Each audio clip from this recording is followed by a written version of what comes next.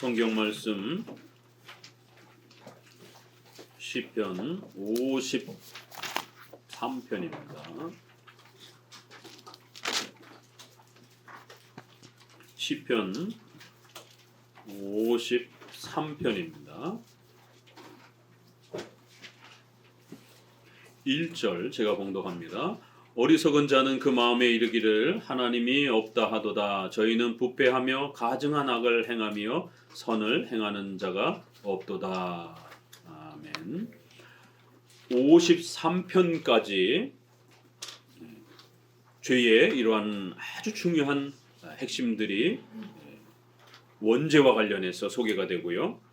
이제 54장, 55장 두 장을 통해서는 최후 심판의 하나님의 무서운 심판의 형벌이 마지막으로 소개가 되면서 이제 죄에 대한 시편의 집중적인 이제 한 단락이 마무리가 됩니다. 53편은 우리가 앞부분에서 배웠던 원죄와 관련된 그 열매인 전적 부패라고 하는 부패의 이 아주 중요한 교리들을 우리에게 가르칩니다. 우리 장로교는 칼빈주의 5대 교리라고 하는 이러한 교리 안에서 5개의 교리 중에 이 전적 부패라는 교리를 아주 중요하게 가르칩니다. 자, 우리 5개의 교리를 다시 한번 기억해 봅니다. 도르트 신조에서 고백한 칼빈주의 5대 교리라고 하는 5개의 교리 반복해서 외우셔야 됩니다. 무조건적인 선택, 전적 타락, 부패.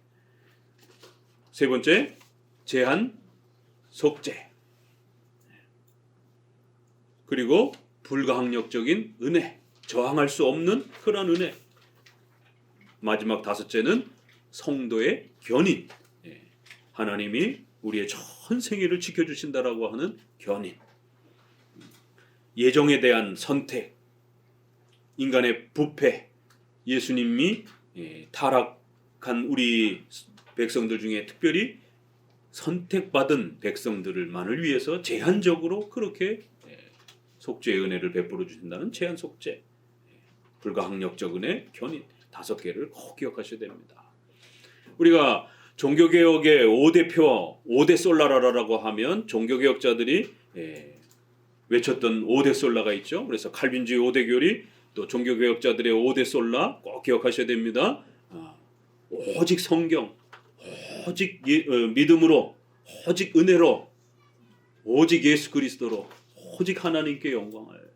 솔라 스크립툴라 이렇게 시작을 해서 5대 솔라라고 하고 5대 오직이라고도 하고 이렇게 표현합니다. 오직 성경으로, 오직 믿음으로, 행위와 공로가 아니라 오직 믿음으로, 오직 은혜로, 그리고 오직 예수 그리스도로, 오직 하나님의 영광을 위하여. 이 아주 중요한 5개의 종교개혁의 교리, 천년의 교회의 부패와 타락을 극복하고 이겨낼 수 있었던, 교회를 회복하고 신앙을 회복할 수 있었던 바로 이 5개의 어마어마한 교리. 그리고 100년 뒤에 1618년에 다시 또 교회가 어려워졌을 때에 도르트 총회를 통해서 도르트 신조가 칼빈주의 5대 교리로 우리가 요약해서 튤립이라 이렇게 대문자를 떼어서 튤립이라고도 이렇게 표현을 하죠. 5개의 칼빈주의 5대 교리, 개혁주의 5대 교리라고 하는 이 부분을 꼭 기억하셔야 돼요. 이 내용 중에 바로 칼빈주의 5대 교리 중에 전적 부패가 이제 들어옵니다. 전적 부패를 왜 장로교와 우리 개혁주의 신학자와 목회자들과 성도들은, 교회는 그토록 간직하고 지켜가려고 애를 썼는가? 1618년의 이 논쟁은 전적 부패와 부분적 부패냐, 이 싸움이었던 것입니다. 한쪽의 목회자들과 성도들은 성경에서 말하는 부패는 인정한다. 그렇지만 그 부패가 인간이 완전히 타락했다 이런 게 아니라 일부분 타락했다라는 뜻이지, 완전히 타락했다 그러면 어떻게 우리가 인간으로 살아갈 수 있느냐? 최소한의 어떤 인간으로 살아가지 않느냐? 그리고 성도들에게 열심히 하라고 또 이렇게 우리가 촉구해야 되지 않느냐? 그러면 최소한 이렇게 부패하지 않은 열심히 할 수 있는 그런 능력을 인간이 가지고 있어야 좀 열심히 좀 하세요 라고 이렇게 책망도 할 것 아니냐. 완전히 부패되어 있으면 어떻게 책망을 하느냐, 어떻게 권면을 하느냐. 전적으로 부패했다, 완전히 부패했다 이래버리면 성도들 나태해진다라는 거예요. 아, 그래? 나 완전히 부패했으니까 나 아무것도 못해. 이렇게 핑계대면서 성도들이 나태해진다라는 거예요. 게을러진다라는 거예요. 예, 성도들의 도덕과 윤리가 파괴된다라는 거예요. 선하게 살아라, 착하게 살아라. 아, 난 다 타락했으니까 나는 어차피 악밖에 못 행해. 이러면서 기독교 윤리가 파괴된다라고 그러면서 완전히 타락하고 전적으로 타락했다라고 가르치는 이러한 보수주의의 개혁주의의 가르침은 사탄의 가르침이다. 이러면서 비판을 한 거예요. 이러면서 목회자들이 교회 안에 성도들을 설교하면서 가르치기 시작한 거예요. 유럽의 교회가 발칵 뒤집어졌습니다. 왜요? 종교개혁의 1517년 루터와 칼빈을 통해서 오직 믿음으로, 오직 은혜로, 오직 은혜로는 전적 부패가 전제되어 있는 겁니다. 우리는 완전히 타락했기 때문에, 우리는 전적으로 부패한 자이기 때문에 절대로 우리 힘으로는 그리스도를 찾을 수도 없고 하나님만께로 나올 수도 없고 선을 행할 수도 없는 그런 악독한 자라라고 하는, 우리는 하나님 앞에 범죄하여 벌받은 완전히 부패한 자라라고 하는 이 원죄에 대한 아주 강력한 고백이 오직 은혜로 안에 담겨 있는 겁니다. 그렇기 때문에 죽은 자를 예수님이 살려주셔야 된다는 거예요. 성령 하나님이 오셔서 죽은 자를 살려주셔야 된다는 거예요. 그래서 우리가 중생 이런 말을 쓰는 겁니다. 거듭남, 새 사람. 이러니까 중생이 뭐예요? 이렇게 목사님께 묻는 거예요. 교회는 왜 그렇게 믿음으로 구원받아야 된다라고 말하는지 그걸 중생 이렇게 말합니다. 새 사람이 되었다 이렇게 말하는 거예요. 중생, 다시 태어난다 이런 말이에요. 아니 교인들은 왜 자꾸 다시 태어나야 된다고 그러죠? 나는 멀쩡히 살아있는데. 바리새인들이 예수님께서 하시는 말을 알아듣질 못해서 너희는 죄 가운데 죽었기 때문에 너희는 다시 태어나야 된다, 거듭나야 된다 이러니까, 아니 우리가 이렇게 멀쩡히 살았는데 왜 우리 보고 자꾸 다시 태어나라고 그럽니까? 다시 태어나는 게 뭡니까? 요한복음 3장에 니고데모가, 유대인의 선생님인 니고데모가 몰래 찾아와서 선생님, 다시 태어나는 게 뭡니까? 중생이 뭐죠? 왜 예수님은 자꾸 새 사람이 돼야 된다, 거듭나야 된다, 중생해야 된다라고 말합니까? 우린 멀쩡히 살아있는데 뭘 또 어떻게 삽니까? 그러면 엄마 뱃속에 들어갔다가 다시 태어나야 됩니까? 이렇게 묻는 거예요. 교회가 말하는 구원, 중생이 뭔지를 이해를 못하는 거예요. 오늘날도 마찬가지입니다. 오늘날도 복음을 안 가르치고 죄, 전적 부패, 원죄를 안 가르치니까 성도들이 구원이 뭔지 몰라요. 중생이 뭔지 몰라요. 거듭남이 뭔지 몰라요. 그저 병 고쳐준다고 그러니까 교회 나오고, 사업 잘 된다 그러니까 교회 나오고, 우리 자녀 대학 붙는다고 그러니까 교회 나오는 것이, 신이 그걸 도와준다라고 하니까 열심을 내보는 거예요. 그래서 인간의 공로를 뭔가를 바치면 하나님이, 기독교에서 말하는 신이 뭔가 내 소원을 들어준다라고. 이러면서 교회의 전도 프로그램에 처음엔 라디오라든가 무슨 이런 TV가 등장을 하더니 점점 세지면서 800리터, 600리터 냉장고, 최근에는 자동차. 옛날에 리어커 끌고 다니던 그 신앙촌 어른들은 아실 거예요. 박태선 2단. 그 신앙촌에 오면 아파트 준다고 그랬어요. 그러니 뭐 사람들이 눈이 벌게 가지고 신앙촌에 들어가는 거예요. 아파트 처음 막 세워지고 그럴 때 그 할머니들 양말 팔아가지고 소위 삥 뜯는 이런 형태로 그 노인들 노동시켜가지고 양말 팔아가지고 그 모든 돈을 갈취해가지고 기업을 인수하는 거예요. 그리고 그 기업에서 나오는 이윤을 가지고 이렇게 또 아파트를 사는 것이에요. 그리고 그걸 가지고 또 사람들을 끌어들이는 겁니다. 지금 통일교가 어마어마한 기업들을 갖고 있잖아요. 이거 다 옛날 신앙촌에서 했던 거 다 배웠던 겁니다. 결국 이러한 모습들이 교회 안에, 한국 교회 안에 점점 퍼져서 자동차부터 시작해서 수많은 그러한 경쟁을 붙이면서 전도 많이 해오면은 그렇게 상금을 준다더라고. 교회가 무슨 회사도 아니고 무슨 백화점 이벤트 하는 것도 아니고.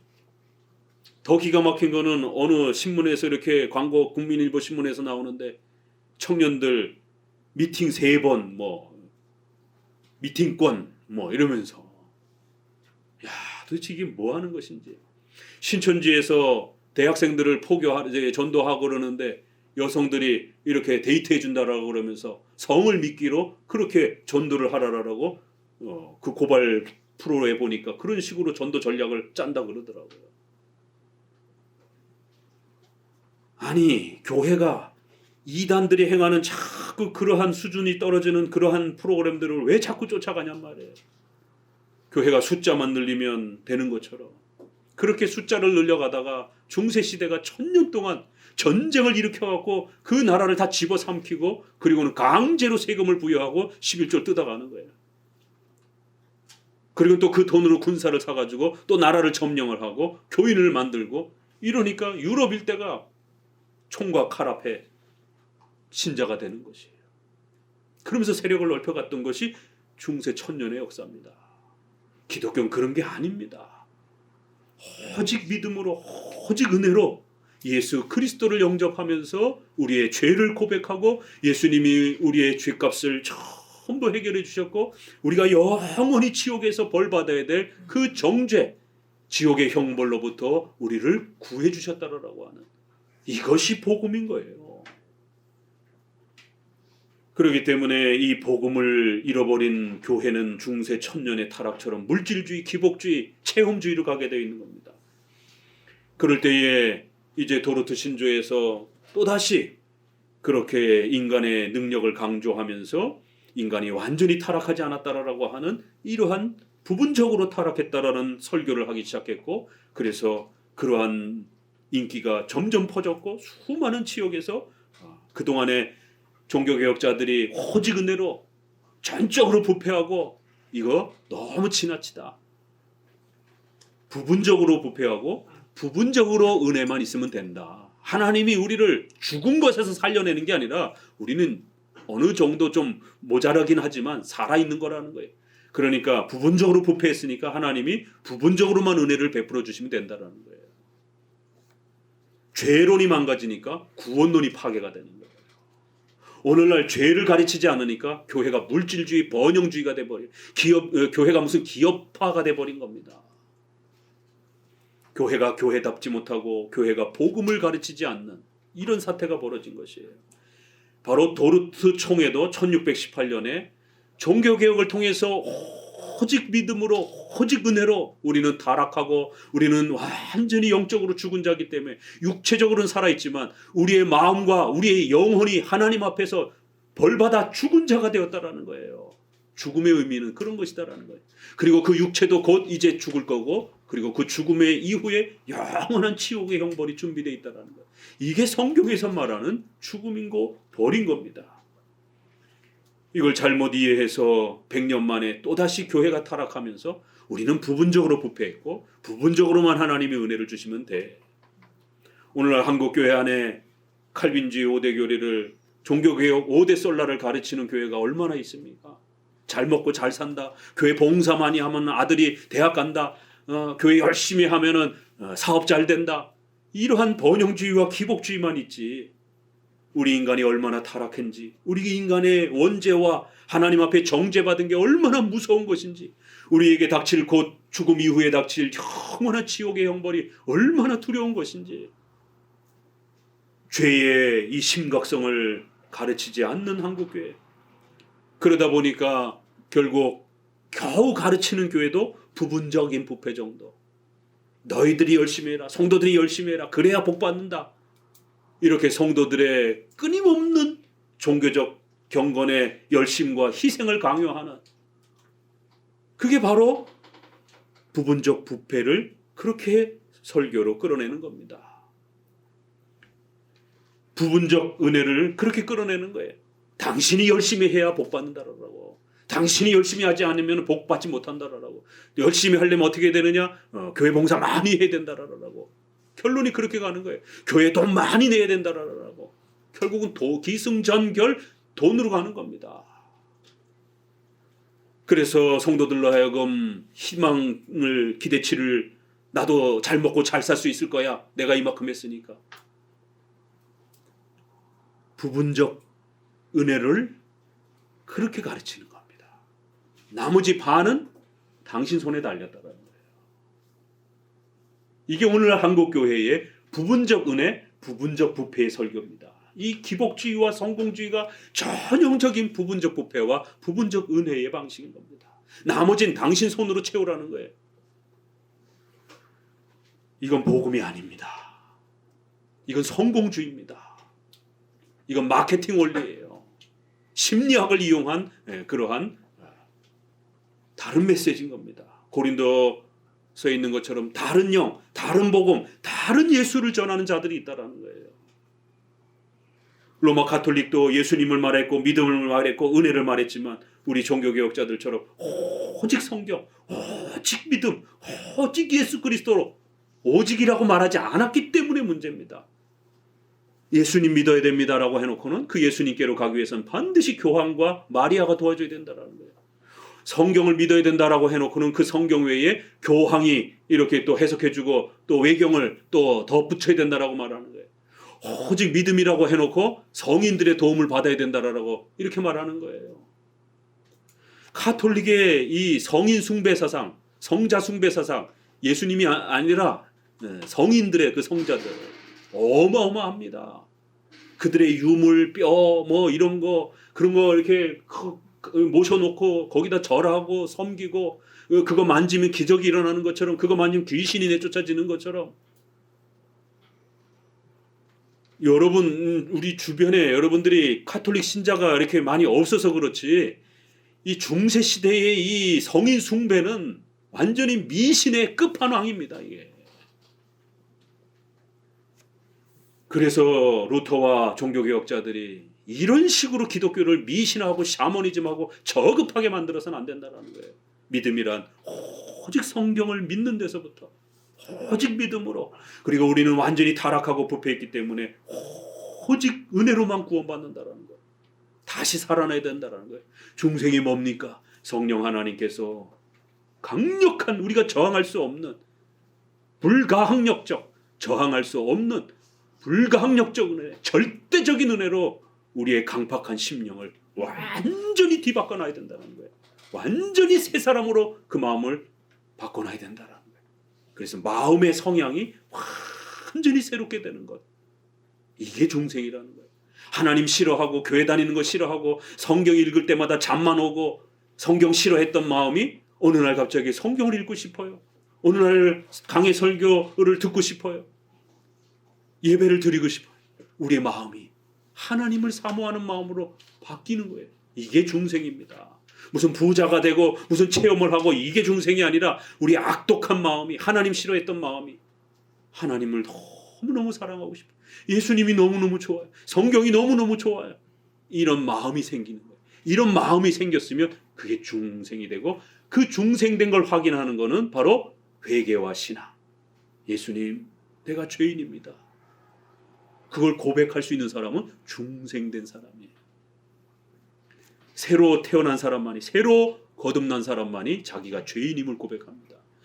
절대로 중생되지 않은 사람은 자기가 죄인임을 고백하지 않습니다. 예수님 필요 없어요. 하나님 필요 없어요. 하나님이 뭔데 왜 내가 하나님 의지하고 살아갑니까? 난 내 힘으로 살 거예요. 왜 내가 죄인입니까? 아직도 여전히 마음에 죄악성이 가득 차 있는 거예요. 인간의 죄란 그렇게 무서운 거라는 거예요. 내가 그걸 끄집어낼 수도 없습니다. 우리 인간의 힘으로는 끄집어낼 수도 없어요. 죽은 자기 때문에, 영적으로 죽은 자기 때문에. 그래서 성경은 이렇게 전적 부패를 통해서 우리가 영적으로 타락하고 죽은 자라라는 것을 철저히 가르치고 그리고 난 다음에 성령 하나님의 강력한 은혜로 우리를 마음을 새롭게 해주는 중생의 역사가 일어나고 그리고 난 다음에는 내가 죄인입니다. 예수님 믿고 싶습니다. 이런 신앙과 회개의 결단이 이제 설교를 들을 때에 나타나는 겁니다. 그러면 세례 받는 거예요. 그리고 성찬에 참여할 수 있는 겁니다. 어디서부터 출발해요? 죄를 인식하고 죄인임을 고백하는 데서부터 그렇게 출발이 되는 겁니다. 자, 그래서 다시 한번 오늘 53장에는 인간의 이런 부패성, 전적으로 부패한 이러한 부패에 대한 부분들을 우리가 다시 한번 교회사의 이러한 엄청난 논쟁 속에서 많은 로마 가톨릭 또 오늘날 복음주의 많은 교회들이 신비 체험을 하는 교회들이 부분적인 부패, 부분적인 은혜를 가르치지만 우리 장로교와 우리 종교개혁은 철저한 전적인 부패 그리고 오직 은혜로만 우리가 구원받는다라고 하는 이 교리를 지키고 있다라고 하는 이 논쟁을 잘 구별하셔야 됩니다. 겉으로 은혜를 말한다고 해서 겉으로 부패를 말한다고 해서 올바른 성경적인 죄론을 가르치는 게 아닐 수도 있다라는 거예요. 그렇게 죄와 부패를 이야기하면서 부분적으로만 이렇게 인정을 해버리게 되면 그거는 인정 안 하는 거나 마찬가지입니다. 자, 그러면 이제 우리가 53장을 보면은요 2절을 같이 한번 읽어봅니다. 하나님이 하늘에서 인생을 굽어 살피사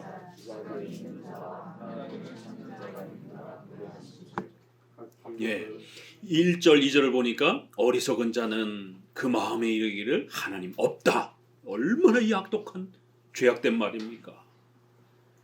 인간의 죄악의 가장 근본적 이 죄악은 바로 하나님을 거부하는 거야. 하나님 인정하지 않는 거예요. 우리가 원죄의 이 내용을 이렇게도 표현합니다. 원죄란 오리지널 신, 첫 번째 범죄, 바로 아담과 하와가 선악과를 먹음으로써 범죄한 그 첫 범죄. 그래야 하나님이 선악과를 먹으면 정령 죽으리라라고 경고하셨습니다. 정령 죽을 것이다. 너는 영원히 정죄받고 영원히 지옥의 형벌을 받을 것이다. 이 정령 죽으리라가 그런 하나님의 정죄와 형벌이 담긴 선언입니다. 그런데 아담과 하와는 약속을 지키지 못하고 범죄하여 그 정령 죽으리라라고 하는 바로 이 벌을 받게 된 겁니다. 그래서 원죄가 시작이 된 겁니다. 첫 번째 범죄, 원죄, 첫 번째 범죄. 그리고 이걸 다른 말로 근원적인 인간의 죄악된 그러한 본성에서 하나님을 싫어하는, 우리 자신을 들여다보면 태어나면서부터 하나님을 싫어하는 근원적인 죄악된 본성을 말할 때도 우리가 원죄라고도 이렇게 표현합니다. 그래서 원죄에는 두 가지 의미가 담겨 있습니다. 그런데 그 원죄를 들여다보면 바로 원죄에는 죄책과 부패라는 게 두 개가 들어 있습니다. 정령 죽으리라 라고 한 이 하나님의 엄중한 형벌에는 너희가 범죄하면 뭐가 따라붙는다고요? 죄를 범했으니까 벌을 받아야 되는 거예요. 하나님이 정죄하시는 거예요. 너는 죄인이다 라고 하나님이 심판자로서 정죄를 하시는 것이죠. 그럼 우리는 죄인으로 그때부터 신분이 바뀌는 겁니다. 갑자기 팔이 하나 뚝 떨어지고 이런 어떤 신체 변화를 말하는 게 아닙니다. 원죄에 있어서 가장 중요한 거는 정죄. 우리의 신분이 죄인이 된 거예요. 왜 우리가 양반, 노비 이러잖아요. 조선시대 신분이 바뀌는 거예요. 이 죄에 있어서 제일 중요한 개념입니다. 우리가 죄인이 되었다라고 하는 거는 여기 무슨 암덩어리가 있다 그런 의미가 아니라 멀쩡해도, 겉으로는 멀쩡해도 하나님이 우리를 죄인 취급한다는 거예요.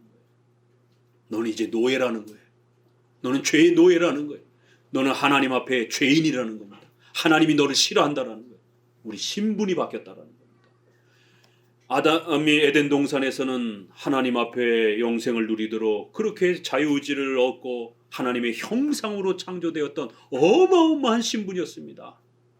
그런데 범죄함으로 인해서 원죄, 첫 번째 범죄가 시작되었고 그 원죄의 안에는 정령 죽으리라고 하는 그 하나님의 심판의 명령을 따라서 죄를 범했으니까 죄값이 따라오는 겁니다. 하나님이 정죄하는 이 무서운 정죄가 발생이 되는 거예요. 그래서 정죄가 첫 번째로 원죄의 가장 중요한 핵심 요소라고 말씀드렸습니다. 그러면 하나님이 정죄하면 우리의 신분이 바뀌고 그 다음엔 결국 그 결과, 죄의 결과인 죄값이 따라붙는 거예요. 영원한 지옥의 형벌이 또 인간은 생각하는 것마다 말하는 것마다 모든 마음과 행동이 타락하고 부패한 자로 그렇게 비참한 상태로 열매가 따라오는 겁니다. 이걸 우리가 부패다 이렇게 말하는 거예요. 그래서 전적 부패에서 부패는 바로 원죄에서 죄책, 정죄의 결과인 겁니다. 원죄는 죄책, 죄의 책임, 우리는 하나님 앞에 벌 받아야 될 책임이 발생이 된 겁니다. 왜요? 범죄했기 때문에. 아담의 범죄를 우리가 물려받았기 때문에. 그래서 하나님 앞에 정죄받아 죄의 책임이 발생이 된 겁니다. 그리고는 실제적으로 인간은 부패하고 타락한 그러한 열매가 나타나는 거예요. 그리고 이제 최후 심판을 통해서 영원한 지옥의 형벌의 그러한 결과를 얻게 되는 겁니다. 기독교가 가르쳐주는 건 바로 이 원죄를 모든 인류는 가지고 있다는 것.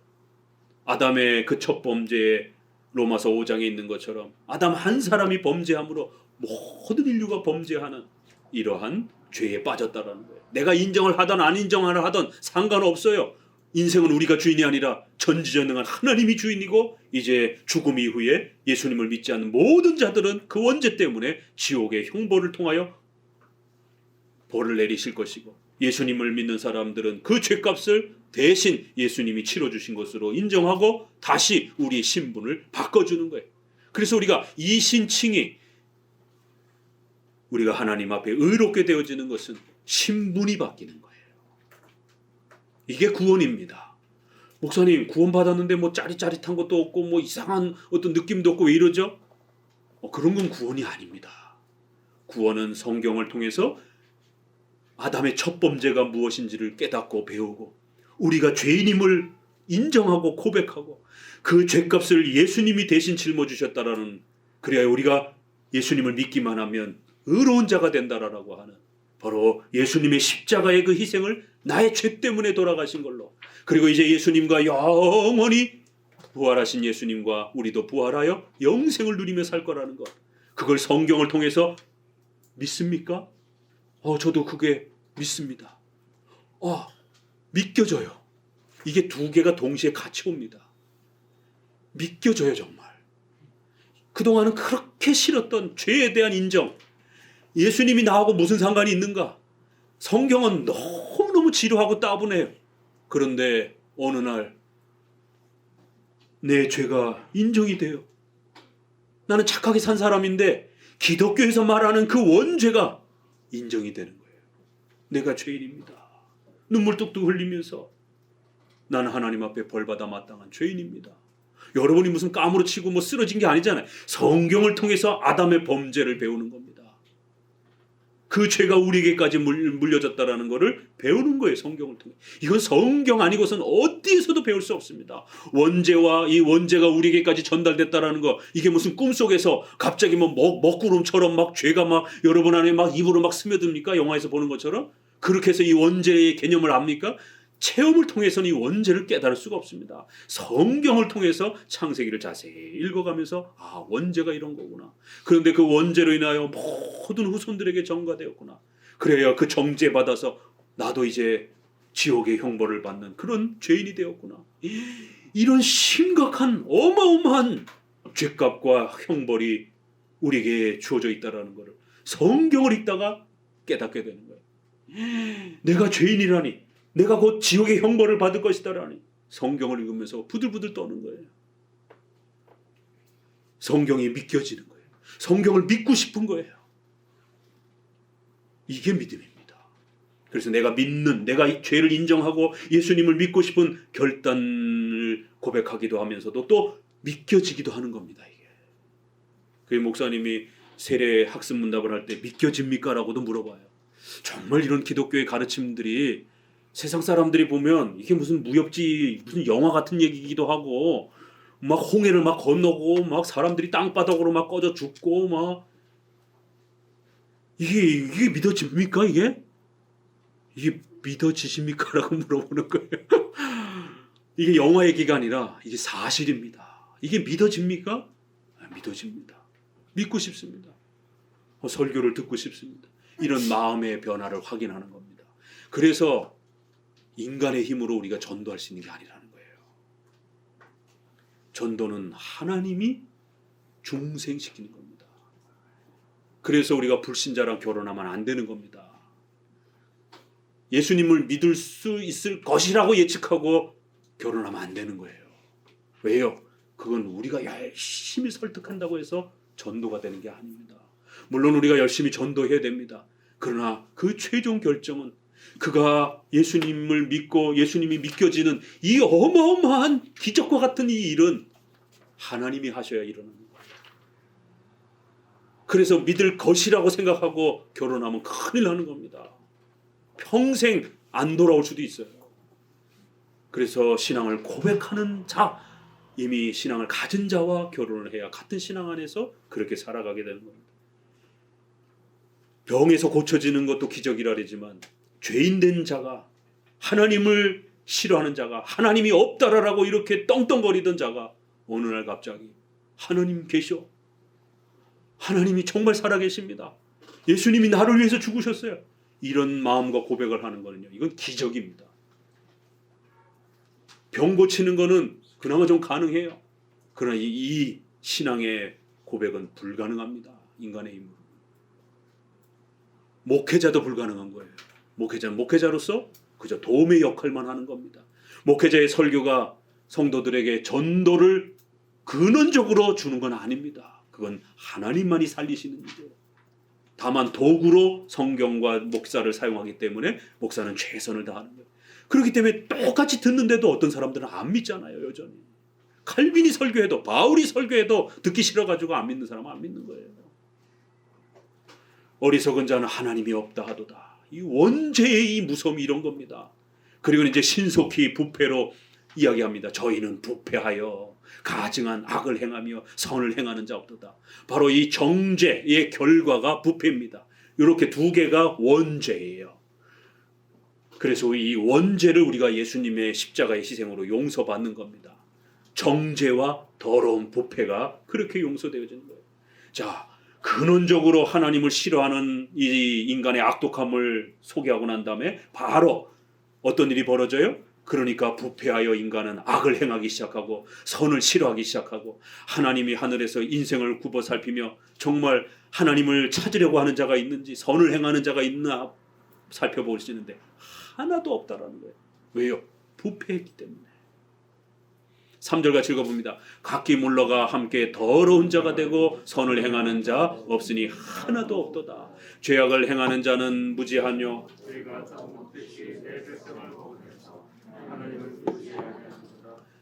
저희가 두려움이 없는 곳에서 크게 두려워하였으니 너를 대하여 진친 저희의 뼈를 하나님이 흩으심이라. 하나님이 저희를 버리신 고로 내가 저희로 수치를 당케 하였도다. 시온에서 이스라엘을 구원하여 줄 자가 누구인고 하나님이 그 백성의 포로된 것을 돌이키실 때에 야곱이 즐거워하며 이스라엘이 기뻐하리로다. 죄악을 행하는 자는 무지, 성경에 대한 무지 때문에 원죄가 얼마나 무서운 것인지, 지옥의 형벌이 얼마나 무서운 것인지, 우리가 하나님 앞에 정죄받은 게 얼마나 무서운 것인지, 무슨 냉장고 타고 무슨 뭐 자동차 타고 뭐 이런 게 문제가 아니에요. 교회는 그럴 시간에 죄를 가르쳐줘야 되는 겁니다. 예수 그리스도로 말미암아 우리의 죄값이 해결됐다는 게 얼마나 위대한, 놀라운, 감격스러운, 평생을 갚아도 다 갚을 수 없는 그런 어마어마한 은혜인지를 하나라도 더 가르쳐줘야 되는 거예요. 쓸데없이 세상 정치 얘기나 하고 세상 돌아가는 얘기나 하고 성도들 배꼽 빠지게 웃게나 하고, 그런 거 하려면 개그 콘서트 가가지고 열심히 보시면 돼요. 왜 교회 와가지고 무슨 개그 콘서트처럼 목사님이 원맨 쇼를 하면서 웃기고 별 쇼를 다 하면서 그렇게 무슨 웃기는 설교를 듣고 싶어 합니까? 그런 거 듣고 싶으면은 TV 보면 되는 것이지. 교회는 죄를 가르쳐주는 거고, 죄로부터 구원을 받는 방법을 가르쳐주는 거고, 또 구원받은 성도들은 하나님 앞에 부패가 우리 육체 안에서 아직 남아있기 때문에 죽을 때까지 또 거룩함으로 성화되어지고 성장되어져가는 이 성화를 또 열심히 배우는 겁니다. 정죄라고 하는 이 죄책의 이 근원적인 죄도 무서운 것이지만, 또 성도들도 여전히 끌어안고 있는 육신의 연약함과 사탄이 아직 존재하기 때문에 끊임없이 우리를 유혹하는 죄의 이런 공격들이 우리의 연약한 육신으로 인하여 부패한 인간의 이러한 아픔 때문에 여전히 우리가 또 죄의 유혹을 받는단 말이에요. 근원적으로는 죄의 원죄의 정죄의 이 죄책의 용서를 그리스도의 피로 받았습니다. 그러나 육체의 연약함 때문에 아직 이 부패의 결과들은 성도들에게도 남아있는 거예요.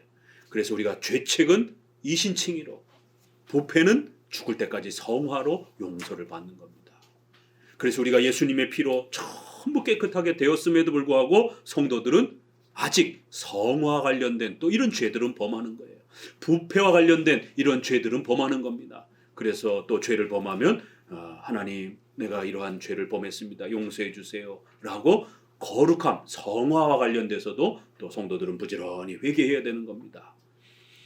이렇게 부패와 죄책이라는 성질을 잘 이해하고 예수님이 구원을 해주실 때 어떤 방식으로 하느냐, 처음부터 두 개를 싹 없애버리는 게 아니라 처음부터는 정죄가 가장 원죄의 핵심이기 때문에 이 죄책을 그리스도의 피로 없애주는 겁니다. 그래서 우리의 신분이 일단 바뀌는 거예요. 그리고 나서는 죽을 때까지 우리의 이러한 외적인 말, 행동, 태도, 인격, 이건 다 외적인 거잖아요. 이건 신분이 아니에요. 이건 외적인 열매들이에요. 그래서 성화를 통해서 이 부패 문제가 조금씩 계속 해결되어져 가는 겁니다. 이 53장에서는 전적 부패를 강조하면서도 원죄의 이 정죄까지 포괄해가지고 같이 이 죄의 무서움을 이렇게 설명하는 겁니다. 또 한편으로는 죄의 결과와 관련해서 선을 행하는 자도 없고 하나님을 바라보고 하나님을 찾고 이런 거는 또 원죄의 중요한 그러한 바로 죄의 본성과 관련된 문제죠.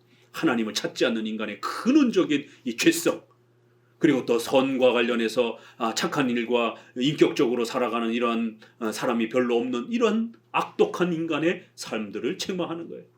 죄악을 행하는 자는 무지함 속에서 저희가 떡 먹듯이 그렇게 교회를 핍박하고 짓밟고 저희가 두려움이 없는 곳에서 결국 이제 마지막에 벌 받을 거라는 거예요.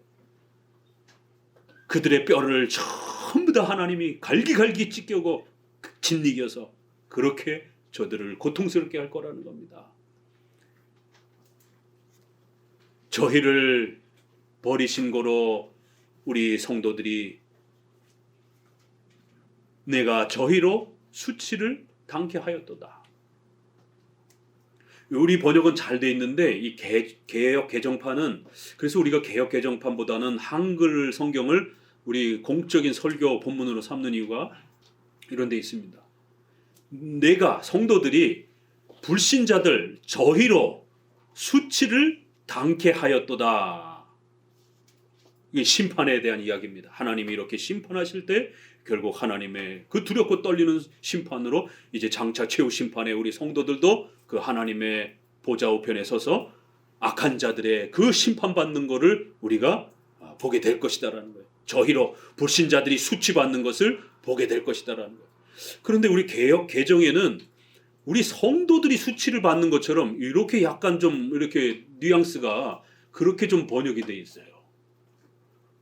굉장히 조심해서 읽지 아니하면 내가 성도들이 그 악한 자들로 그들로 하여금 그들에게 수치를 당하도록, 하나님의 무서운 수치를 당하도록 그렇게 성도들도 심판의 보좌에 서서 그들을 엄중히 꾸짖을 것이다라는 거예요. 우리가 수치를 당하는 게 아닙니다. 시온에서 이스라엘을 구원하여 줄 자가 누구인가? 하나님의 교회를 돌봐줄 자가 누구냐라는 거예요. 하나님이 그 백성의 포로된 것을 돌이키시고 야곱을 즐거워하시며 예수님을 믿는 성도들은 반드시 하나님이 지켜주시고 그들의 신분을 바꿔주실 것이고 또 그들의 삶 전체를 하나님이 그렇게 복되게 해주실 것이다라는 거예요. 이렇게 인간이 전적으로 타락하고 부패했기 때문에 하나님을 단 한 사람도 찾지 않는다라는 것, 하나님이 먼저 살려주시지 않는다라면 절대로 인간은 하나님을 먼저 찾지 않는다라는 것, 이렇게 인간은 영적으로 그 마음이 완전히 부패했다라는 거예요. 겉으로 육신은 살아있지만 그 마음이 하나님을 찾는 그 영혼의 선한 마음이, 구원을 향한 마음이 완전히 타락하고 부패있다라는 것, 이게 전적 부패 개념입니다. 전적 부패란 우리가 괴물이 됐다 그런 뜻은 아니에요. 우리는 여전히 인간으로서 살아가고 있는 것이에요. 그러니까 인간의 그런 기본적 기능은 가지고 있지만 하나님을 향한 영적인 그 마음 상태가 완전히 죽어 있다라는 거예요. 그래서 성령 하나님의 불강력적인 강력한 은혜로 중생이라고 하는 역사를 통해서 기적을 통해서 우리를 살려내지 않으면, 우리 마음을 뒤바꿔 놓지 않으면, 새 마음을 주시지 않는다라면 그 예전의 악한 마음으로 절대로 하나님 찾지 않고 교회 나오지도 않고 설교 귀 기울이지도 않는다라는 거예요. 그래서 중생을 시키시고 그리고는 교회를 세워주셔서 설교를 통하여 전도를 받게 하고 그 설교를 들으면서 내가 죄인이구나, 예수님 믿고 싶습니다, 이런 신앙과 회개의 고백이 우리의 입으로 나오도록. 왜요? 마음이 바뀌었으니까. 이렇게 구원의 내용들을 소개하는 것입니다. 자, 우리 14장을 한번 봅니다. 시편 14편. 이 내용은 이미 우리가 앞서서 보았던 14편에 그대로 소개가 됐었습니다. 그런데 이제 이게 벌써 우리가 1년 가까이 계속 순서대로 강해 설교를 하다 보니까 벌써 우리가 50편 가까이, 한 주에 한 편씩 했으면 벌써 이제 1년 가까이 됐어요. 그래서 14편을 읽어봅니다. 비교하면서 한 목소리를 읽어봅니다. 어리석은 자는 그 마음에 이르기를 하나님이 없다 하도다. 저희는 부패하고 소행이 가증하여 선을 행하는 자가 없도다. 똑같죠? 문장과 구조가 똑같습니다. 2절, 여호와께서 하늘에서 인생을 굽어 살피사 지각이 있어 하나님을 찾는 자가 있는가 보려 하신즉 다 치우쳐 함께 더러운 자가 되고 선을 행하는 자 없으니 하나도 없도다. 죄악을 행하는 자는 다 무지하뇨 저희가 떡 먹듯이 내 백성을 먹으면서 여호와를 부르지 아니하는도다. 조금 바뀐 게 눈치챕니까? 조금 바뀐 단어가 있어요. 14편에서는 여호와라고 이렇게 표현합니다. 그런데 53편에서는 하나님 이렇게 표현을 합니다. 그래서 10편에서 하나님 여호와를 이렇게 교차해서 쓰는데 14편에서는 여호와라는 단어를 좀 더 이렇게 강조하는 이런 차이가 발생이 됐습니다. 그거 외에는 나머지는 똑같아요. 5절 읽어봅니다. 저희가 거기서 두려워하였으니 하나님이 의인의 세대에 계심이라. 하나님께서 성도들 편에 계실 것이다. 악한 자들은 반드시 그들이 두려워하는 지옥의 형벌을 받게 될 것이다라는 거예요. 이렇게 14편은 원죄와 그 원죄의 내용인 정죄, 죄값이라는 게 뭔지, 죄값은 두 가지입니다. 바로 하나님 앞에 우리의 신분이 바뀌는 영원한 죄인이 됐다라는 것, 그리고 그 결과인 영원히 지옥에서 형벌받는 이런 무서운 죄값이 발생됐다라는 겁니다. 6절, 너희가 가난한 자의 경영을 부끄럽게 하나 오직 여호와는 그 피난처가 되시도다. 요거는 없죠. 53편에. 그렇죠? 그래서 이제 성경을 이렇게 열심히 읽으셔야 되는 겁니다. 똑같아 보이는데 뭐가 조금씩 약간씩 차이가 또 발생이 돼요. 그럼 왜 성경은 이렇게 거의 같은 내용을 반복적으로 다루고 있는가? 그건 이제 조금 더 설명드리고요. 이렇게 6절에 오직 성도들의 편이라는 거예요. 오직 예수 그리스도를 고백하는 자들의 편이라는 겁니다. 하나님은.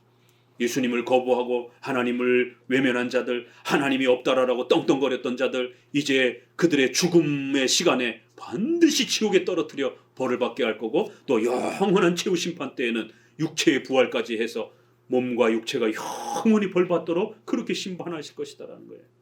이 원죄로부터, 그 지옥의 형벌로부터 구원받는 비밀을 가르쳐 주는 것이 바로 교회가 할 역할인 것입니다.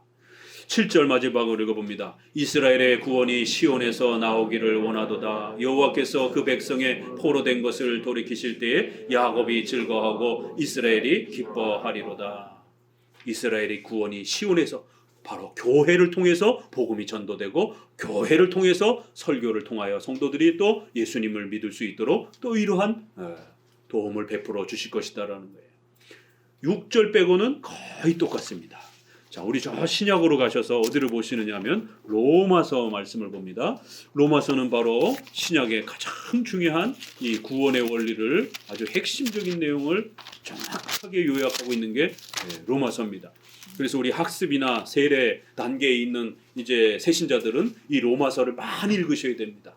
그래야요, 이 죄 문제, 또 원죄, 원죄에 있어서 정죄와 죄책과 부패, 전적 부패, 또 그다음에 우리 자범죄, 이러한 또 죄의 전가, 이런 이신칭의, 이런 모든 내용들이 로마서에 아주 집중적으로 그렇게 담겨 있기 때문에 새신자들은 특별히 로마서를 1년에 한 두세 번씩 열심히 읽으면 구원론이 아주 정확하게 잘 잡힐 겁니다.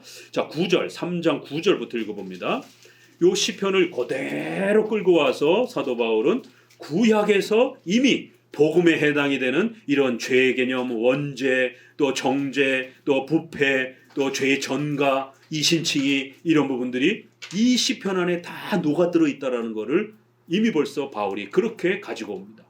9절을 읽어봅니다. 3장 9절 한 목소리로. 그러면 어떠하뇨? 우리는 나으뇨? 결코 아니라. 유대인이나 헬라인이나 다 죄 아래에 있다고 우리가 이미 선언하였느니라. 보세요. 온 세상의 사람들은 다 어떻게 해요? 다 하나님 앞에 원죄를 짊어지고 있다는 거예요. 그래서 그 죄값으로 모두 지옥에 떨어질 것이다라는, 모두 다 정죄 아래에 있다라는 거예요. 죄 아래에 있다라는 거예요. 원죄 아래에 있다라는 거예요. 이걸 죄 아래에 있다 이렇게 표현했습니다. 10절 기록한 바 의인은 없나니 하나도 없으며 깨닫는 자도 없고 하나님을 찾는 자도 없고. 살짝 이렇게 수정이 됐죠. 몇 구절이 살짝 수정이 되면서 그 시편의 의미를 좀 더 선명하게 이렇게 조정을 했어요. 이게 사도 바울이나 신약의 사도들은 성경을 쓰는 분들이었기 때문에 하나님의 계시를 통해서 구약의 그 의미가 무엇인지를 좀 더 선명하게 이렇게 더 드러내 주신 겁니다. 의인은 없나니 하나도 없고 하나님 앞에 구원받을 자가, 스스로 구원을 이룰 자가 하나도 없다라는 거예요. 원죄의 이 무서움, 또 그 다음에 전적 부패라고 하는 이러한 아주 강력한 의미를 하나도 없다더라. 그래도 한 사람은 있겠지. 아니요, 단 한 사람도 없다라는 거예요. 인간의 힘과 공로로는 절대로 구원받을 수 없다라는 거예요. 모두 전적으로 부패했기 때문에. 그래서 하나님이 온전히 은혜를 베풀어 주시지 아니하면, 완벽한 은혜, 저항할 수 없는 그런 강력한 은혜를 베풀어 주시지 않는다라면 인간은 하나님 앞에 구원받을 수 없다라는 겁니다. 11절 깨닫는 자도 없고 하나님을 찾는 자도 없고. 12절 다 치우쳐 한 가지로 무익하게 되고 선을 행하는 자 없나니 하나도 없도다. 여기까지 이제 비슷하고 13절부터 그 의미가 무엇인지 추가적으로 설명을 했어요.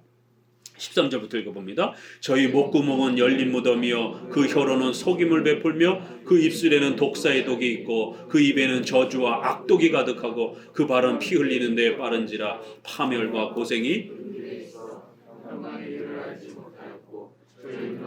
하나님을 두려움이 없느니라. 결론은 뭐예요? 하나님을 싫어한다는 거예요.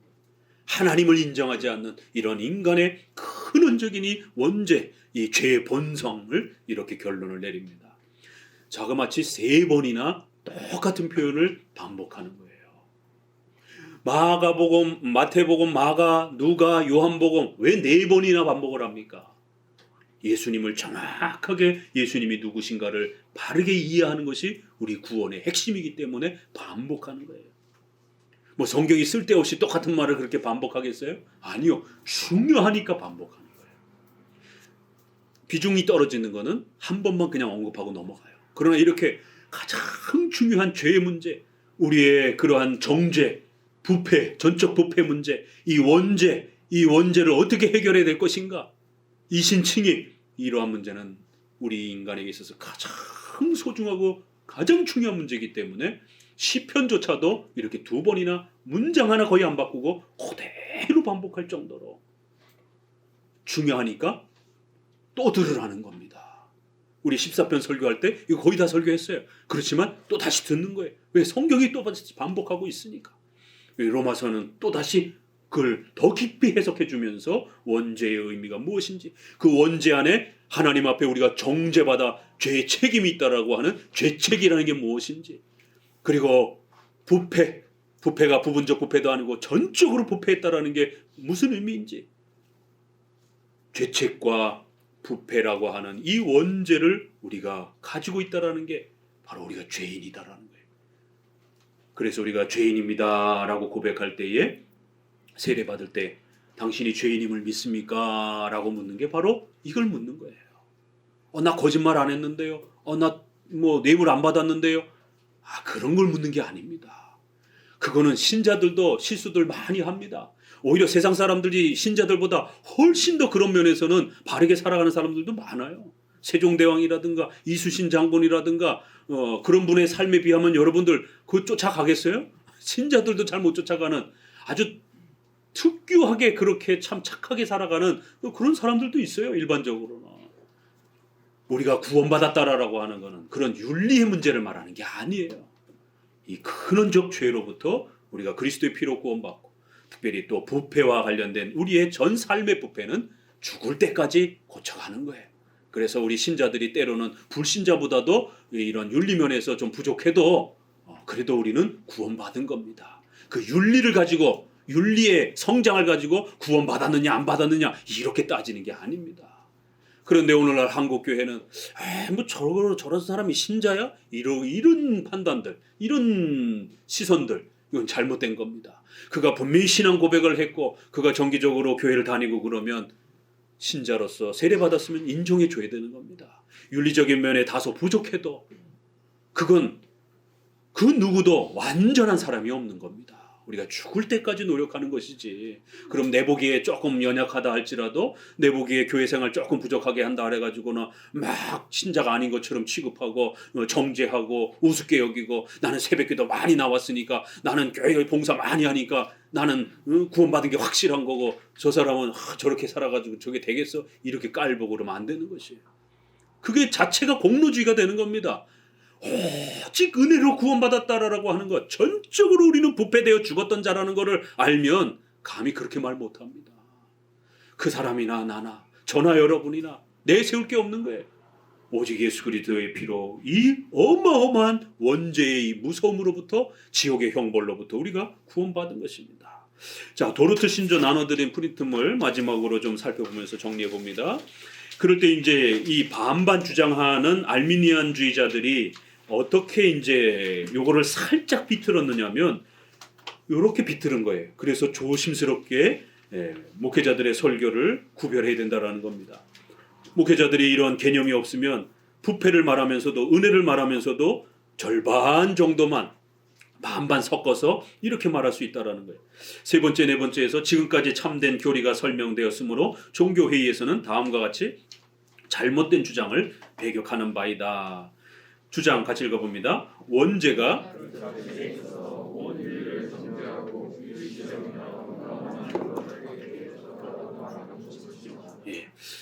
교회가 너무 막 다 죽었어, 막 다 부패했어, 다 지옥의 형벌을 받았어. 이런 거 너무 죄에 대해서 너무 불편하다라는 거, 너무 세게 말한다라는 거예요. 이렇게 말하면 오늘날 성도들, 오늘날 사람들 굉장히 싫어한다라는 거예요. 일시적이며 영원한 형벌을 받기에 족하다라고 이렇게 너무 세게 말하지 말라라는 거예요. 오늘날 한국교회의 죄에 대한 설교가 사라져가고 있습니다. 이때나 지금이나 이유가 똑같은 거예요. 사람들이 싫어한다라는 거예요. 같이 읽어봅니다. 주장. 이건 우리 주장이에요. 반박하는 말입니다. 이 주장은 다음과 같은 사도의 가르침과 모순된다. 이러므로 한 사람으로 말미암아 죄가 세상에 들어오고 죄로 말미암아 사망이 왔나니 이와 같이 모든 사람이 죄를 지었으므로 사망이 모든 사람에게 이르렀느니라. 심판은 한 사람으로 인하여 정죄에 이르렀으나 죄의 싹은 사망이요. 이게 성경이 이렇게 명확하게 아담 한 사람으로 인해서 원죄 때문에 모든 인류가 하나님 앞에 영원히 벌받는 지옥의 형벌을 받는 죄인이 되었다라는 거예요. 듣기 싫어도 죄에 대한 설교를 해줘야 된다라는 겁니다. 2절 같이 읽어봅니다. 선과 거룩 그리고 의와 같은 영적인 은사 또는 선한 성품이나 덕 등은 인간이 처음 지음을 받았을 때에 인간의 의지에 속한 것도 아니고 타락한 이후에 없어진 것도 아니다. 분명히 아담이 타락한 건 인정해요. 이러니까 헷갈리는 거예요. 분명히 타락은 인정하고 부패는 인정하지만 그러나 그렇다고 해서 그 아담이 처음에 받았던 그 선물이 선한 게 싹 없어져서 인간이 괴물이 된 것처럼 이렇게 말하면 안 된다라는 거예요. 자, 우리가 반박하는 겁니다. 이 주장은 사도 바울이 에베소서 4장 24절에서 말하고 있는 하나님의 형상에 관한 묘사와 어긋나는 것이다. 거기에서 바울은 하나님의 형상이 의와 거룩함이라고 했는데 이는 분명히 의지에 속한 것이다. 그리고 타락함으로 인해서 이걸 잃어버린 것이에요. 3절 또 읽어봅니다. 저들의 주장, 영적인 사망에 있어서 영적 은사들은 인간의 의지에서 떨어져 나간 것이 아닌데 그 이유는 의지는 그 자체에 있어서 결코 부패된 것이 아니요 다만 깨달음이 어두워졌고 마음이 둔화됨으로 의지가 방해를 받았을 뿐이다. 이 방해된 요소를 제거함으로써 인간의 의지는 그 본래의 능력을 발휘할 수 있다. 다시 말해서 의지 그 자체로서 원함은 선택하든지 원치 않음으로 버릴 수 있든지 등의 온갖 선한 행위를 보일 수 있다. 제가 처음 개혁주의 칼빈주의를 배우면서 이 도르트 신조를 읽을 때 이 반대자들의 주장을 읽으면서 이게 왜 틀린 거지? 아무리 읽어봐도 이게 틀렸다라는 걸 이해를 못하겠어요. 이게 분명히 잘못된 거다라고 이렇게 소개를 해놨는데 이게 왜 틀린 걸까? 분명히 부패 인정해요. 하나님의 은혜가 필요하다고 인정을 하는 그런 문장이에요. 이게 오늘날 목회자들의 설교에 이런 식의 문장들이 많습니다. 그래서 성도들이 헷갈리는 거예요. 그래서 개혁주의와 칼빈주의 장로교 목사님들의 설교를 들으면 이게 다르다라는 걸 느끼는 겁니다. 여기 읽어보세요. 그 이유는 완전히 부패된 게 아니라는 거예요. 그러니까 하나님의 은혜가 완전히 필요하다는 건 아니라는 겁니다. 그 자체에 있어서 결코 부패된 것은 아니요. 다만 깨달음이 어두워졌고 마음이 둔화된 거지. 완전히 죽은 거라고 이렇게 말하면 안 된다는 거예요. 오늘날 여기저기에서 내적 치유 집회 이런 거 많이 합니다. 치유, 상처받았다 이렇게 얘기를 해요. 아니요. 우린 죽었다라고 얘기를 합니다. 우리는 죄로 죽었다라고 형벌받았다, 심판받았다라고 말합니다. 어디 무슨 치유예요. 병들었다라고 말하지 않습니다. 병들었으면 골골대도 살아있는 거예요. 그러나 우리의 기독교 가르침은 죄로 죽었다라고 말하는 거예요. 죽은 자는 하나님의 은혜로 다시 살아나야 된다라고 얘기를 하는 거예요. 그런데 최근에는 죄로 죽었다, 심판 이런 거 듣기 싫다라고 치유받아야 된다. 상처받았다라고. 상처요? 만만의 콩떡 같은 소리죠.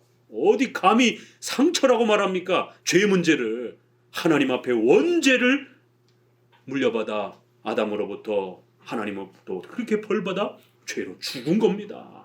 상처가 아니에요. 하나님을 거역하고 하나님을 외면하며 하나님을 공격하며 하나님을 그렇게 모른다라고 하는 악독한 영원한 정죄받은 형벌입니다. 내가 상처받은 게 아니에요. 하나님이 우리가 범죄함으로 인해서 벌을 내리신 무서운 하나님의 진노가 발생됐다라는 것을 아셔야 되는 거예요. 이 내적 치유 집회 이건 아주 비성경적인 겁니다. 심리학적인 집회예요. 심리학적인. 대답을 봅시다. 이것은 다음에 선지자의 말과 모순되는 이상한 주장으로 자유의지의 능력을 지나치게 높이고자 하는 잘못된 주장이다. 만물보다 거짓되고 심히 부패한 것은 마음이라. 예레미야에 또 사도 바울이 이렇게 말했습니다. 우리도 다 그 가운데 불순종하는 우리 육체의 욕심을 따라 지내며 육체와 마음에 원하는 것을 하여 사탄의 종노릇하며 죄로 죽은 자다 이렇게 에베소는 설명하는 겁니다. 4절도 읽어봅니다. 저들의 주장 중생하지 못한 사람일지라도 실상은 죄 가운데서 죽은 것이 아니요 영적인 선한 일을 할 수 있는 아무런 힘이 없는 것도 아니요 오히려 의로운 삶에 굶주리고 목말라 할 수 있으며 따라서 통회하는 상한 심령을 하나님께 드림으로 하나님을 기쁘시게 할 수 있는 것이다. 여기도 보세요. 문장을 아주 얼마나 그럴듯하게 쓰는가. 중생하지 못한 사람일지라도 예수님을 믿지 않는 사람이라 할지라도 죄 가운데에서 죽은 것이다 이렇게 말하지 말라라는 거예요. 영적인 선한 일을 할 수 없는 아무런 힘도 없는 게 아니고 우리 멀쩡히 살아있지 않느냐라는 거예요. 우리 인격적으로 착하게 살지 않느냐라는 거예요. 그러니까 너무 죽었다라고 이렇게 말하지 말라는 거예요. 오히려 굶주리고 목마르고 이렇게 통회하는 마음으로 하나님 앞에 도움을 요청하면 된다라는 거예요. 분명히 하나님의 도움을 은혜를 구하라라고 얘기를 합니다. 필요하다라고 얘기합니다. 그러나 반만 이렇게 말하니까 문제가 되는 거예요. 우리 주장 읽어봅니다. 이것은 성경에 나타난 증거와 모순된 것이다. 너희는 허물과 죄로 죽었던 너희를, 허물로 죽은 우리를 그 마음의 생각의 모든 계획이 항상 악할 뿐임을 보시고 이는 사람의 마음에 계획하는 바가 어려서부터 악함이라. 더 나아가 이 비참함에서 벗어나 생명의 굶주림과 갈증을 느끼며 상한 마음을 하나님께 드리는 것은 중생함에 이르는 유일한 길이요 축복받은 자들에게 임하는 것이다. 그래서 반드시 우리가 전적으로 부패한 자임을 고백해야 된다는 거예요. 그리고 5절에도 보면은요, 자연이라 할지라도 일반 은총, 이렇게 학문과 이러한 이성과 이런 여러 가지 이러한 자연의 인간의 이성적 능력을 사용할 수 있으며, 또한은 타락 후에라도 이 은총은 인간에게 여전히 남아 있으며, 여기까지도 우리도 얘기해요. 밑에 우리 주장 보면 우리도 비슷한 주장을 그 다음에 합니다. 이것을 점점 더, 근데 문제는 그 다음부터에 이것을 점점 더 잘 사용함으로써 구원의 은혜, 즉 구원 그 자체를 얻을 수 있게 된다, 이러는 거예요. 그래서 성도들 중에 제일 많이 하는 질문 중에 하나가, 세종대왕이나 이수신 장군도 구원 받았나요? 오늘 끝나고 나서 혹시라든가 우리 할아버지가 그렇게 질문할까 걱정되는데 아이들이 제일 많이 하는 질문이, 그러면은 우리보다 착하게 살았던 이런 사람들은 어떻게 되죠? 우리나라에 예수님이 교회가 이렇게 전파되지 않았던 옛날에 돌아가신 분들은 다 지옥 가나요? 너무 불쌍한데, 우리보다 착하게 살았는데. 그럼 목사님들이 당황해요. 세종대왕이나 이런 사람들도 구원받지 않았을까? 착하게 살았으니까? 선하게 살았으니까?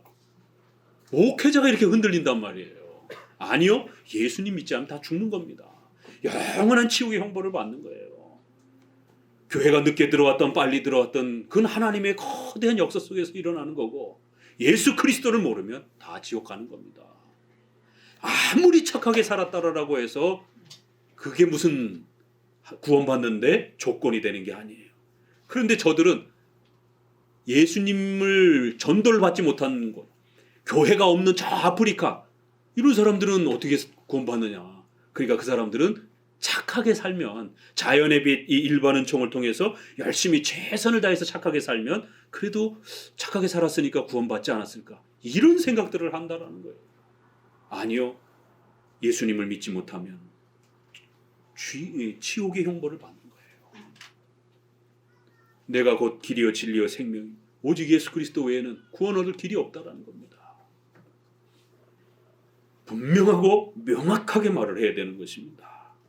자, 오늘 53편을 통해서 전적 부패를 성경은 어떻게 강조하고, 전적 부패가 또 얼마나 참혹하고 비참한 인간의 이 죄악의 참혹성을 가르쳐 주는지, 특별히 또 이 전적 부패와 관련해서 교회에서 2000년 동안에 끊임없이 부분적인 은혜, 부분적인 부패를 강조하려고 했던 수많은 교파들이 있었고, 그럴 때마다 어거스틴이 펠라기우스라고 하는 목사를 교회로부터 밀어냈고, 또 루터와 칼빈이 이런 알미니안주의자들을 밀어냈고, 또 오늘날 우리 시대에는 또 장로교 개혁주의자들이 이러한 바른 전적 부패 설교를 통해서 그리스도의 이러한 위대한 희생을 무가치하게 만들려고 하는 이러한 잘못된 복음을 반드시 밀어내고, 오직 은혜로, 오직 믿음으로, 오직 그리스도만으로 구원받는 이 참된 복음을 또다시 지켜내야만 되는 것입니다. 왜요? 그것만이 살 수 있는 유일한 길이기 때문에 그런 것입니다. 기도합니다.